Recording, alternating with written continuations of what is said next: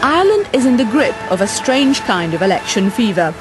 In less than a fortnight, people here in Cork and in the rest of the Republic will be summoned to the polls for a vote they keep being told is historic, but which is failing to ignite the public imagination. Ireland is the only EU country which is obliged by law to put the Lisbon Treaty, the replacement to the ill-fated constitution, to the popular vote. So in effect, 3 million Irish voters will get to decide on behalf of 490 million Europeans whether this treaty lives or dies.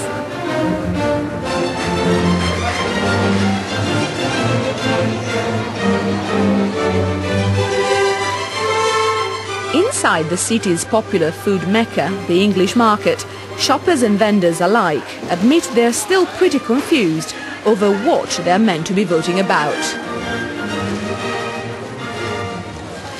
Some of the politicians haven't read it either, which seems extremely strange, you know. I mean, we had a European Commissioner came out during the week and said that he hadn't read it, so you kind of wonder, you know, how important is it actually, or is it important at all? I've always voted, but I'm not voting this year because I've just booked my holiday the day that it's on. I'm not going to be here, unfortunately. Just passed me by, like most people feel the same. No information there, so I think a lot of people will be voting no. I read a bit about it. I'd like to say yes and be more connected with Europe. But what I'm afraid of is the hidden things that you don't understand. I agree with the referendum because I feel we need to go forward rather than back. And I feel our government would advise us the best way they can. To get a genuine understanding of it would take a lot of effort, and it's not something that I've done. So. Do you think many people are going to bother to read it before they vote? Highly unlikely, I would have thought. And we'd appreciate your support on the 12th. Meanwhile, one of the local members of parliament for the governing Fianna Fáil party and his team are canvassing another set of shoppers across town. You're going the other way. It's not an easy job. Because I don't like being told what to do and what not to do, and by who? I think our freedom would be gone. Despite all the main political parties, most of the unions and the media being on the yes side, which is ahead, opinion polls have shown the no side is catching up, while a quarter of the electorate is still undecided. The eyes of Europe really are on Ireland over the next 2 weeks. The other 26 member states will be looking at how Ireland votes, and we have it within our power to either support the Lisbon Treaty and ensure its passage, or else to reject, and the whole thing will fall flat. So I think there is a huge responsibility on us as public representatives to communicate with the Irish people as to what the essence of this treaty is all about. More questions?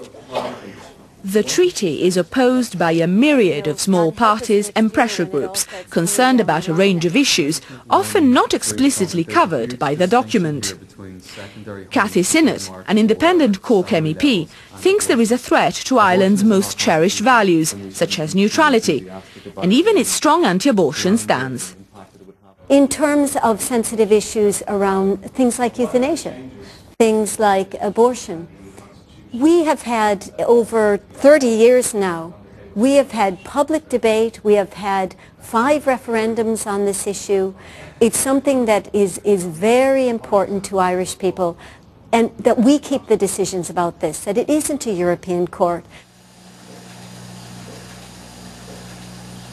As for the farmers, they used to be one of the most pro-European constituencies in Ireland, having done so well out of EU subsidies over the years.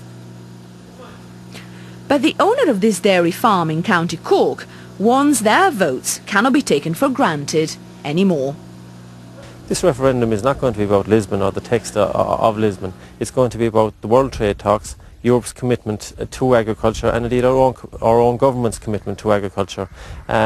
If that commitment is there, farmers will support a yes vote in the Lisbon Treaty.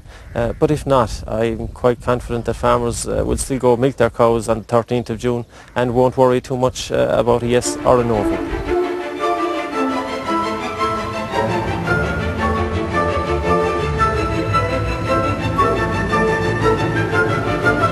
Europe accounts accounts for the majority of the traffic in Cork's container port.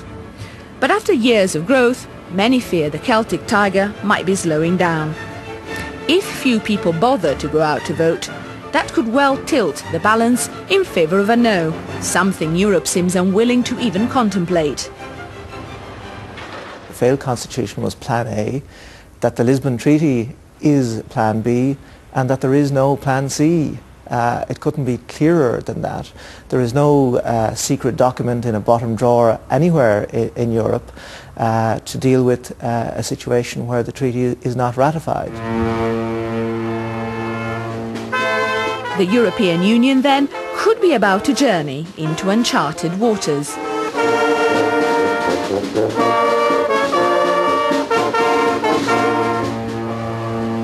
It was from Cork Harbour that the Titanic set sail for its first and final voyage, almost 100 years ago. And there is some nervousness here among the political elites that low turnout could be the iceberg which sinks the Lisbon Treaty once and for all.